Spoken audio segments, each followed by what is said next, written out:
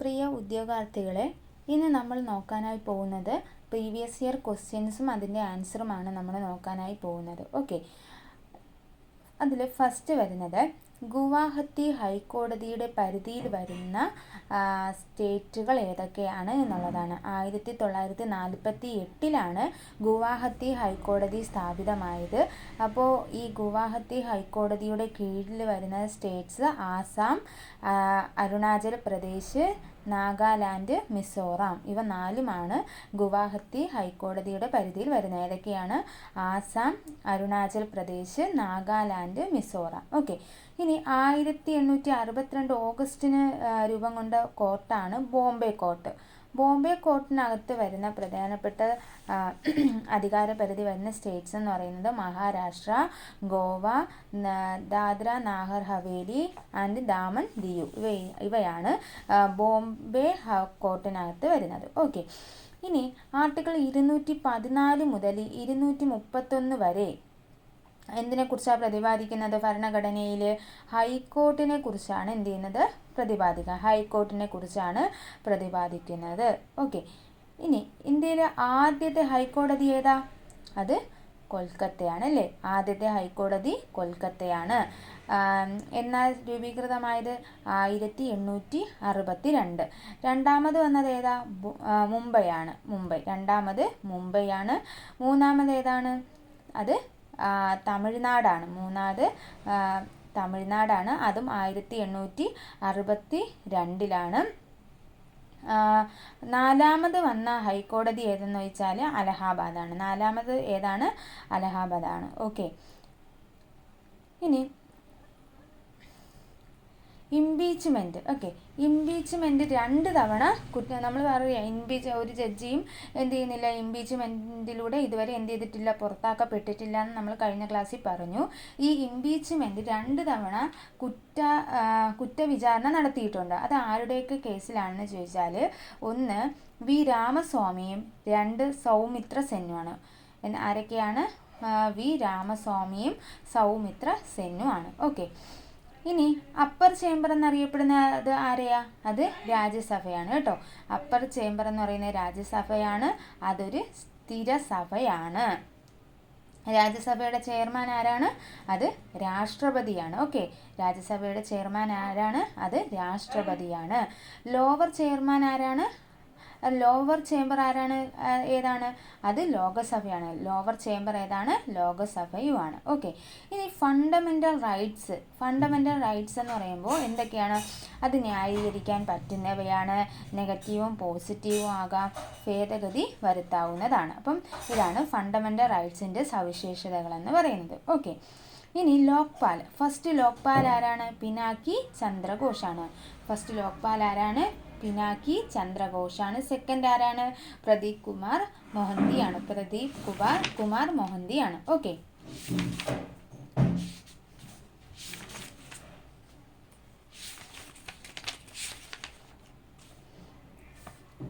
1191 ഒന്നാം തറയിൻ യുദ്ധം ആരൊക്കെ തമ്മിലായിരുന്നു?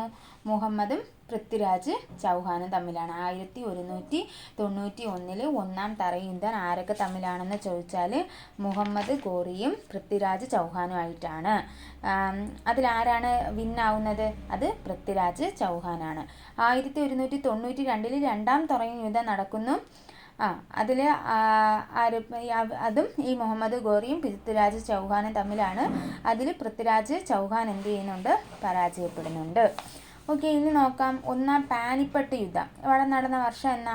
1526 AD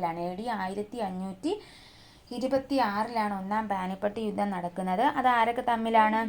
സഹിറുദ്ദീൻ മുഹമ്മദ് ബാബറും അതുപോലെ ഇബ്രാഹിം ലോധിയും തമ്മിലാണ് എന്ത് ചെയ്യുന്നത്? ഒന്നാം പാനിപ്പട്ട് യുദ്ധം നടക്കുന്നത്. ഇനി രണ്ടാം പാനിപ്പട്ട് യുദ്ധം നടക്കുന്ന വർഷം എന്നാണെന്ന് ചോദിച്ചാൽ 1552 രണ്ടാം പാനിപ്പട്ട് യുദ്ധം നടക്കുന്നത്. എന്നാണ്? 1552. ഇതിൽ ബൈറം ഖാൻ ഹ്യൂമുവിൻ്റെ അഫ്ഗാൻ സൈന്യത്തെ എന്ത് ചെയ്യുന്നുണ്ട്, പരാജയപ്പെടുത്തുന്നുണ്ടാണ്. ഇതാണ് 1526 രണ്ടാം പാനിപ്പട്ട് യുദ്ധം. ഇനി മൂന്നാം പാനിപ്പട്ട് യുദ്ധം എന്നായിരുന്നു? 1761 മൂന്നാം പാനിപ്പട്ട് യുദ്ധം നടക്കുന്നത്.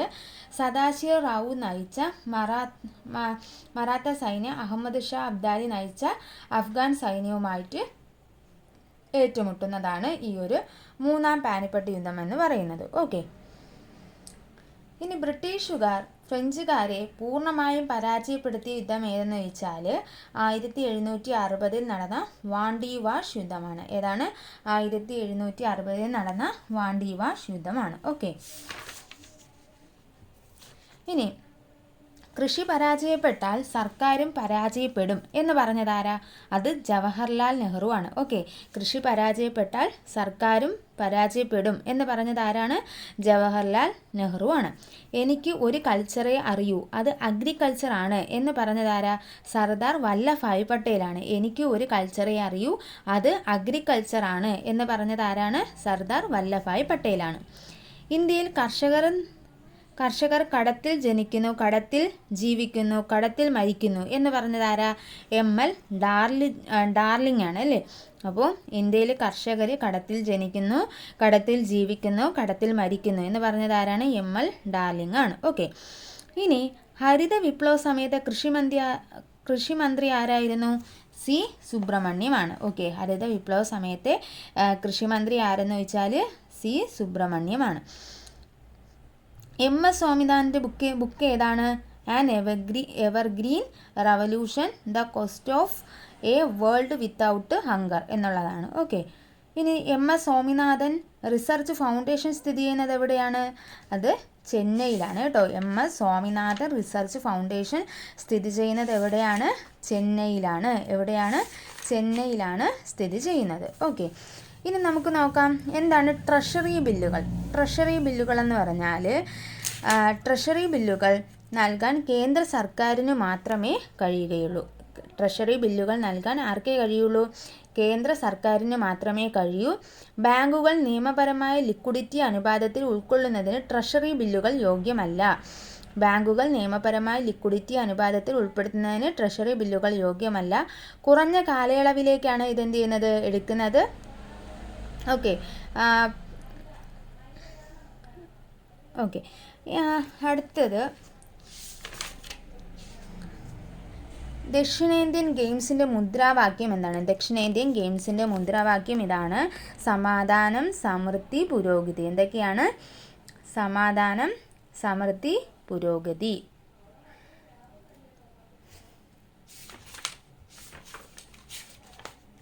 ഇനി പാർലമെൻ്ററി ഭരണ സമ്പ്രദായവും നിയമവാഴ്ചയും ബ്രിട്ടനിൽ നിന്നാണ് എന്ത് ചെയ്തിരിക്കുന്നത്? കടം കൊണ്ടിരിക്കുന്നത്. എന്തൊക്കെയാണ്? പാർലമെൻ്ററി ഭരണ സംവിധാനവും അതുപോലെ നിയമവാഴ്ചയും കടം കൊണ്ടിരിക്കുന്ന എവിടെ നിന്നാണ്? ബ്രിട്ടനിൽ നിന്നാണ്.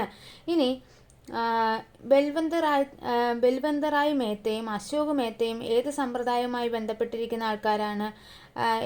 ഏത് സമ്പ്രദായവുമായി ബന്ധപ്പെട്ടിരിക്കുന്നവരാണ്? പഞ്ചായത്തി രാജ് സമ്പ്രദായവുമായിട്ട് ബന്ധപ്പെട്ടിരിക്കുന്നവരാണ്. ഓക്കെ. ഇനി KIFB കിഫ്ബിയുടെ ഫുൾ ഫോം എന്താ? Kerala infrastructure investment fund board എന്നാണ്. ഓക്കെ.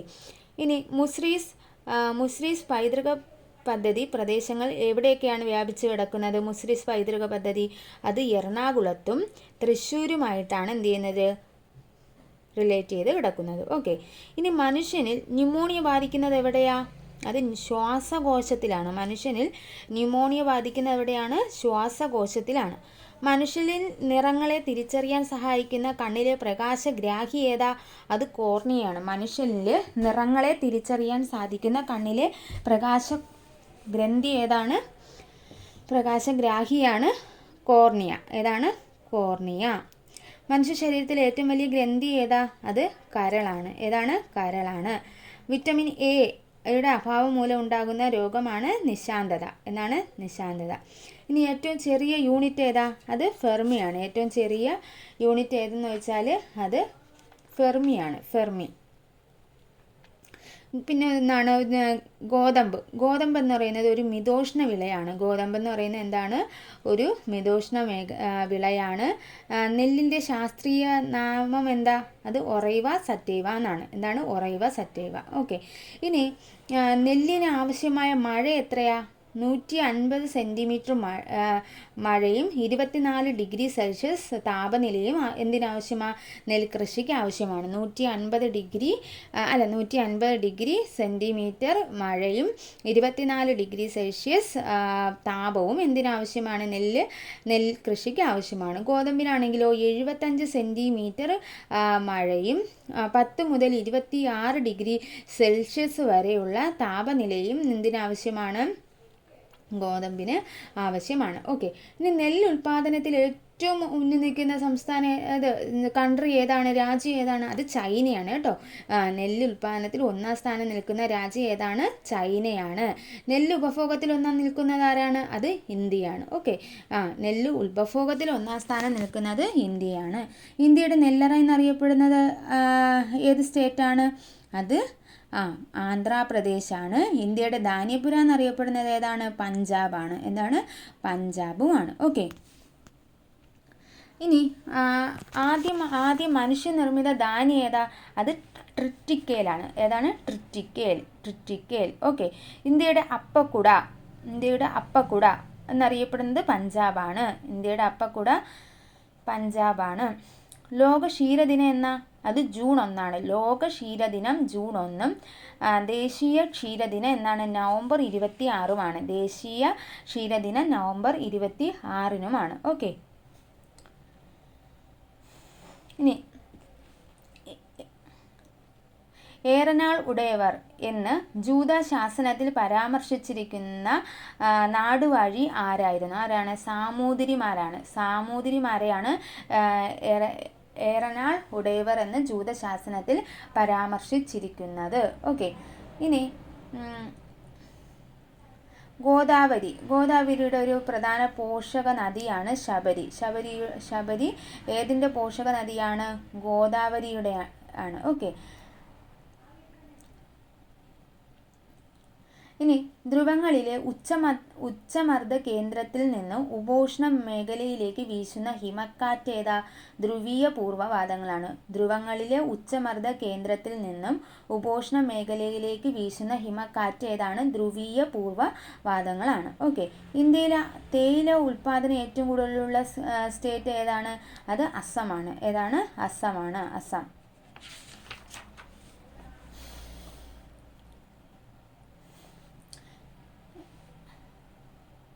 2021 ഓഗസ്റ്റിൽ ISRO വിക്ഷേപിച്ച ബഹിരാകാശ പേടകം ഏതാ? EOS-03 ആണ്. EOS-03 ആണ്. ഒരു ലായനിയിലേക്ക് ഒരു ആസിഡ് ചേർക്കുമ്പോൾ ലായനിയുടെ pH മൂല്യത്തിന് എന്ത് സംഭവിക്കും? pH മൂല്യം കുറയും. ഒരു ലായനിയിലേക്ക് ഒരു ആസിഡ് ചേർക്കുമ്പോൾ ലായനിയുടെ pH മൂല്യം എന്ത് ചെയ്യാണ് ചെയ്യുന്നത്? കുറയുകയാണ് ചെയ്യുന്നത്. രാസവസ്തുക്കളുടെ രാജാവാരാ? ഏത് ആസിഡാണ്? സൾഫ്യൂരിക് ആസിഡാണ്. ഏതാണ്? സൾഫ്യൂരിക് ആസിഡാണ്. പ്രപഞ്ചത്തിൽ ഏറ്റവും കൂടുതലുള്ള മൂലകം ഏതാണ്? ഹൈഡ്രജൻ ആണ്. ഓക്കെ.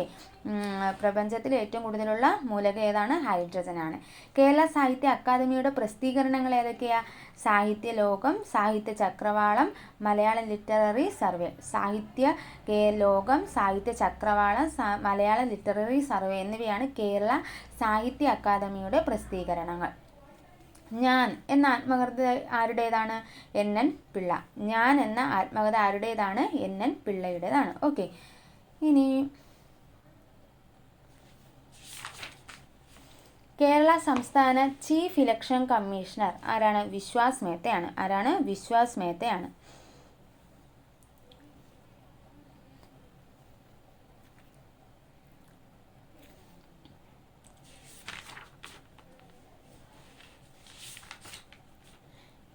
അടുത്തത് സ്വർണ്ണ ജയന്തി ഗ്രാമ റോസ്ഗാർ യോജന പുനരാവിഷ്കരിച്ച ദേശീയ ഉപജീവന ദൗത്യത്തിന് രൂപം നൽകിയിട്ടുണ്ട്. ലൈഫ് മിഷൻ ഭവന പദ്ധതി കേരള സർക്കാരിൻ്റെ നവകേരളം കർമ്മ പദ്ധതിയുമായിട്ടാണ് ബന്ധപ്പെട്ടിരിക്കുന്നത്. ലൈഫ് മിഷൻ ഭവന പദ്ധതി കേരള സർക്കാരിൻ്റെ നവകേരളം കർമ്മ പദ്ധതിയുമായിട്ടാണ് എന്ത് ചെയ്തിരിക്കുന്നത്, ബന്ധപ്പെട്ടിരിക്കുന്നത്. 1994 കേരള പഞ്ചായത്തി രാജ് നിയമത്തിൻ്റെ 3ാം പട്ടിക പ്രകാരം ഗ്രാമപഞ്ചായത്തുകളുടെ അനിവാര്യമായിട്ടുള്ള ചുമതലകൾ എന്തൊക്കെയാണ് നോക്കാം. തെരുവ് വിളക്കുകൾ കത്തിക്കുകയും പരിപാലിക്കുകയും ചെയ്യുക, ജനനം മരണം രജിസ്റ്റർ ചെയ്യുക, കെട്ടിട നിർമ്മാണം നിയന്ത്രിക്കുക, ഇവ ഇത്രയുമാണ്. ഗ്രാമപഞ്ചായത്തുകളുടെ വാർഷിക പദ്ധതിക്ക് അംഗീകാരം നൽകുന്നത് ആരാണ്? ജില്ലാ ആസൂത്രണ കമ്മിറ്റിയാണ്. ഗ്രാമപഞ്ചായത്തുകളുടെ വാർഷിക പദ്ധതിക്ക് അംഗീകാരം നൽകുന്നത് ആരാണ്? ജില്ലാ ആസൂത്രണ സമിതിയാണ്. ഓക്കെ. ഗ്രാമപഞ്ചായത്തുകളിലെ വർക്കിംഗ് ഗ്രൂപ്പുകളുടെ ചുമതല എന്താ? അത് പദ്ധതി ആസൂത്രണത്തിന് നേതൃത്വം നൽകുക, പ്രോജക്റ്റുകൾ എഴുതി തയ്യാറാക്കുക, പിന്നെന്താണ് അവസ്ഥാരേഖ തയ്യാറാക്കുക. ഇതിത്രയുമാണ് ഗ്രാമപഞ്ചായത്തിലെ വർക്കിംഗ് ഗ്രൂപ്പുകളുടെ ചുമതല എന്ന് പറയുന്നത്. ഓക്കെ. ഇനി 1994 കേരള പഞ്ചായത്ത് രാജ് നിയമപ്രകാരം ഗ്രാമസഭയുടെ യോഗം ചേരേണ്ടത് കുറഞ്ഞത് 3 മാസത്തിൽ ഒരിക്കലെങ്കിലും എന്ത് ചെയ്യണം, ചേർന്നിരിക്കണമെന്നാണ്. 1994 കേരള പഞ്ചായത്ത് രാജ് നിയമപ്രകാരം ഗ്രാമസഭയുടെ യോഗം ചേരേണ്ടത് കുറഞ്ഞത് 3 മാസത്തിൽ ഒരിക്കലെങ്കിലും എന്ത് ചെയ്തിരിക്കണം, ചേർന്നിരിക്കണം എന്നതാണ്. ഇനി കേരള സർക്കാർ കുടുംബശ്രീ മുഖേന നടപ്പാക്കി വരുന്ന അഗതിരഹിത കേരളം പദ്ധതിയുടെ ആദ്യ പേരെന്താണ്? ആശ്രയ എന്നാണ്. ഓക്കെ. അഗതിരഹിത കേരളം എന്ന പദ്ധതിയുടെ ആദ്യ പേരെന്താണ്? അത് ആശ്രയ എന്നാണ്. ഓക്കെ. അപ്പോൾ അടുത്ത എന്താണ്? Tribal plus.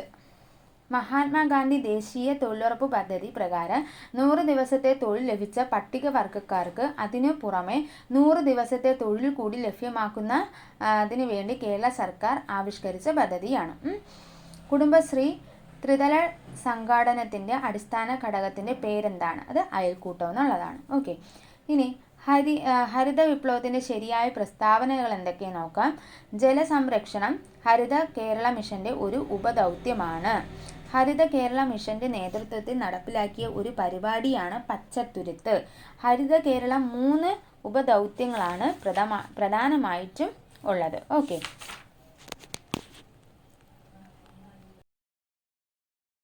1888 പ്രസിദ്ധീകരിച്ച ഇന്ത്യ എന്ന കൃതി രചിച്ചത് ആരാണ്? അത് ജോൺ സ്ട്രാച്ചിയാണ്. ആരാണ്? ജോൺ സ്ട്രാച്ചിയാണ്. 1920 ഏപ്രിൽ 28 നടന്ന 5ാമത് മലബാർ ജില്ലാ രാഷ്ട്രീയത്തിൽ മിതവും തീവ്രവുമായ ഘടകങ്ങൾ കാരണം സംഘടനയുടെ പിളർപ്പിന് സാക്ഷ്യം വഹിച്ചു. അതേതാണ്? മഞ്ചേരിയിൽ വെച്ചിട്ടാണ്. ഇവിടെ വെച്ചിട്ടാണ്, മഞ്ചേരിയിലാണ്. 1920 ഏപ്രിൽ 28. ഇനി 1957 സെപ്റ്റംബർ 3 കേരള നിയമസഭ പാസ്സാക്കിയ കേരള വിദ്യാഭ്യാസ ലക്ഷ്യമിടുന്നത് എന്തൊക്കെയാണെന്ന് നോക്കാം. 1. സേവന വ്യവസ്ഥകളും ശമ്പളവും മെച്ചപ്പെടുത്തി സ്വകാര്യ സ്കൂളുകളിലെ അധ്യാപകരുടെ താൽപ്പര്യങ്ങൾ സംരക്ഷിക്കുക.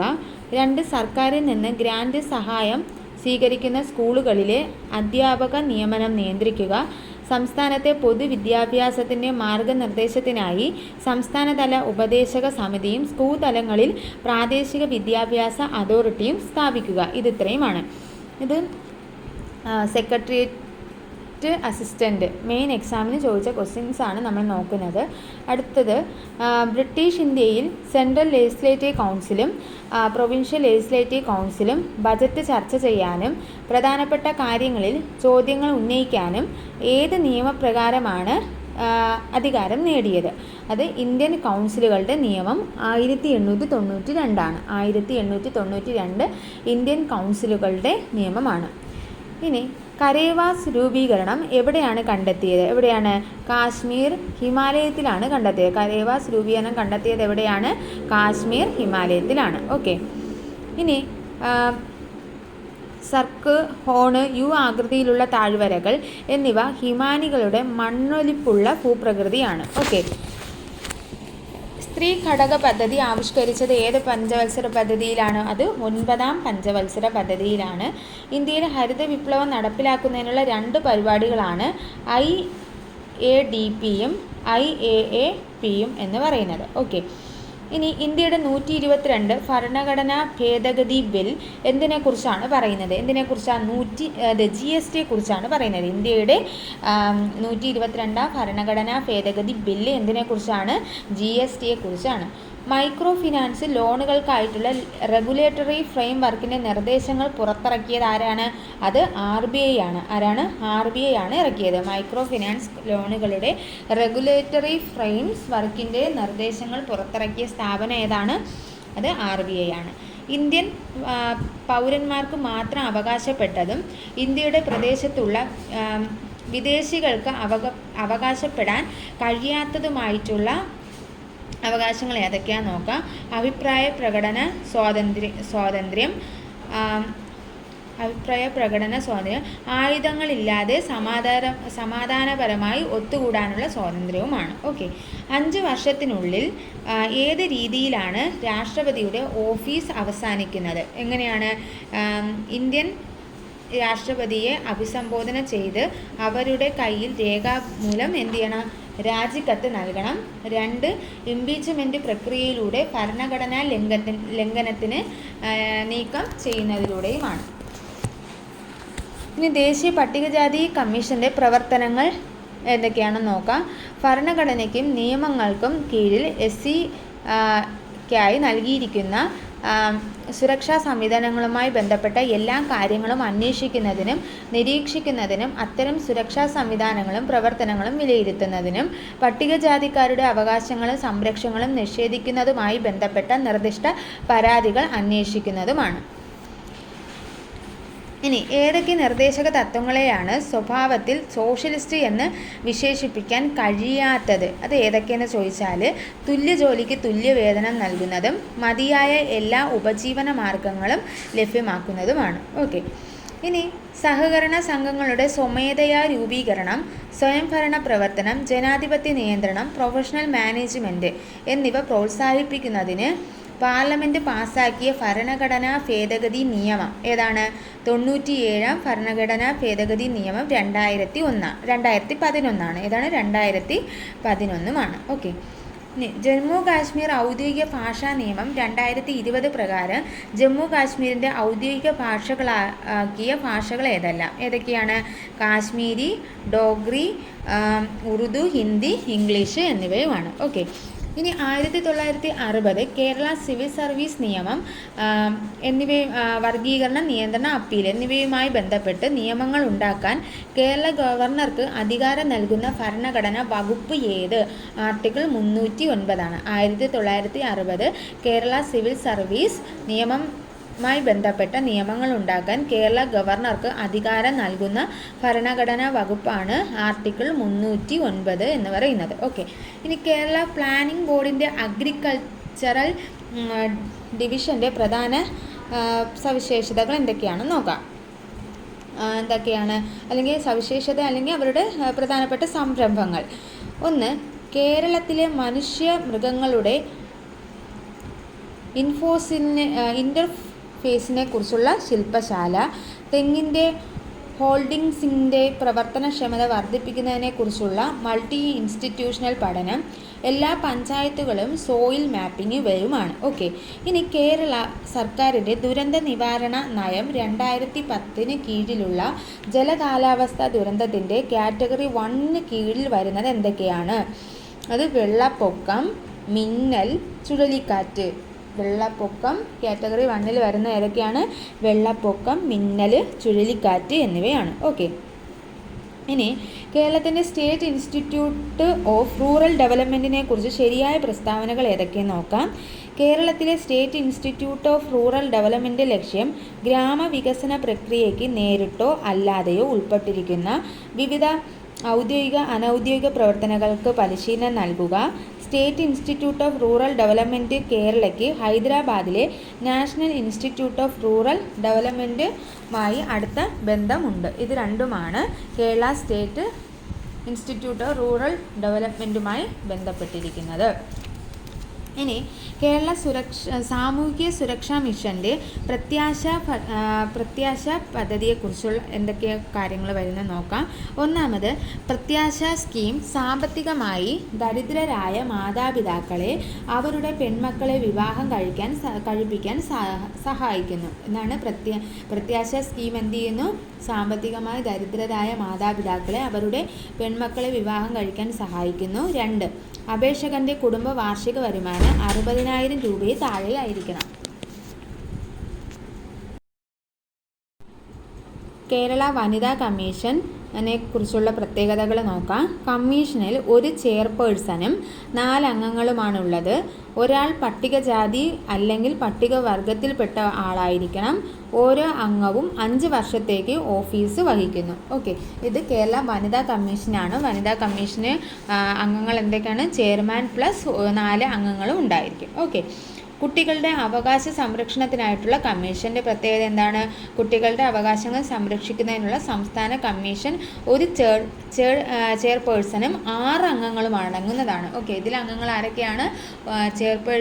ഒരു ചെയർപേഴ്സണും പ്ലസ് 6 അംഗങ്ങളും അടങ്ങുന്നതാണ്. ഓക്കെ, അടുത്ത് കേരള സർക്കാരിൻ്റെ ഭരണപരിഷ്കരണ കമ്മീഷൻ 2021 11 റിപ്പോർട്ടിൽ ഈ ഗവേണൻസുമായി ബന്ധപ്പെട്ട വിവരങ്ങൾ എന്തൊക്കെയാണെന്ന് നോക്കാം. 1999 കേരള സ്റ്റേറ്റ് IT മിഷനും ഇൻഫർമേഷൻ കേരള മിഷനും സ്ഥാപിച്ചതോടെയാണ് ഈ ഗവേണൻസിൻ്റെ യുഗം കേരളത്തിൽ ആരംഭിച്ചത്. ഈ ഗവേണൻസും ICTയും തീരുമാനങ്ങൾ എടുക്കുന്നതിനുള്ള നോഡൽ ഡിപ്പാർട്ട്മെൻറ്റാണ് ഇലക്ട്രോണിക്സ് ആൻഡ് IT വകുപ്പ് എന്ന് പറയുന്നത്. ഓക്കെ,